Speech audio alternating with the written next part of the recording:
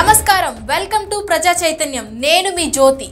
అవసరం ఉన్నంత వరకు ఒకలాగా అవసరం తీరాక మరొకలాగా తయారవుతున్న ఏపీ రాష్ట్ర రాజకీయాలు అధికారంలో ఉన్నన్ని రోజులు దర్జాగా పదవులు అనుభవించి అధికారం చేజారగానే మనకెందుకులే అన్నట్లు కనిపిస్తోంది కొందరు రాజకీయ నేతల శైలి అది కూడా బడా నేతలే ఇలా చేయడంతో పరిస్థితి ఆగమ్య గోచరంగా తయారైంది ఇదంతా ఏ విషయంపై అని మీకు ఇప్పటికే అర్థమై ఉంటుంది ఆంధ్రప్రదేశ్ రాష్ట్రంలో గత సార్వత్రిక ఎన్నికల్లో ఓటమి చవిచూసి అధికారం కోల్పోయిన వైఎస్ఆర్సీపీ గురించి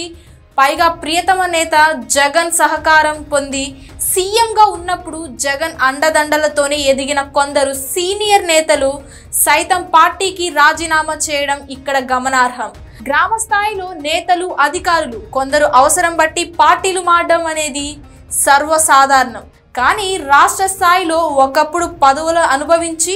అధికారంలో ఉన్న నేతలు చాలామంది ఇటీవల వైసీపీని వీడి వేరే పార్టీల్లో చేరుతుండటం మనం చూస్తూనే ఉన్నాం మరీ ముఖ్యంగా వైఎస్ జగన్ ఏరికోరి మరీ పదవులు ఇచ్చిన వాళ్ళే కష్ట సమయంలో ఇలా చేయూత అందించిన పార్టీని వదిలేసి వెళ్ళడం నిజంగా ఆలోచించాల్సిన విషయమే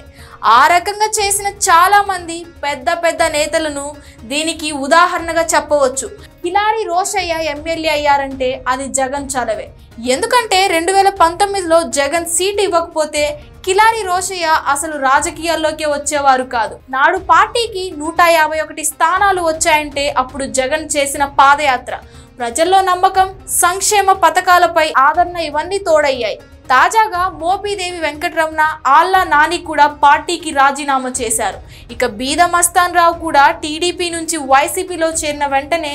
రాజ్యసభకు ఎన్నికయ్యారు ఇప్పుడు ఆయన పార్టీలకు రాజీనామాలు చేసి వెళ్ళిపోయారు ఇలా పదవులు ఇచ్చిన వారే వెళ్ళిపోవడం పార్టీకి పెద్ద గండంలా మారుతోంది